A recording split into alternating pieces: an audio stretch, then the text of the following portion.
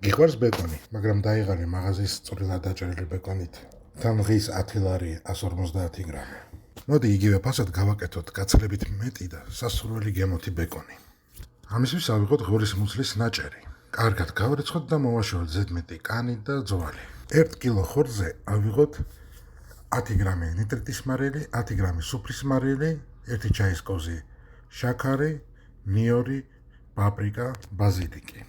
კარგად შევზილოთ ხორცში, ზევიდან დავადოთ რამოდენიმე მწარი წიწაკა, კარგად შევახვიოთ და შევინახოთ მაცივარში 5 დღით.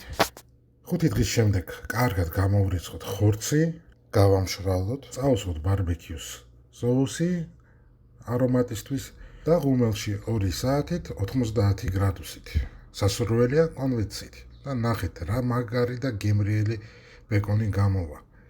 გააცივეთ და მიირთვით. უგემრიელესი ბეკონი არის, თან შენი გაკეთე. უფრო მეტი გემრიელი რეცეპტებისთვის გამოიწერეთ ჩვენი არხი TikTok-ზე და YouTube-ზე. დიდი მადლობა.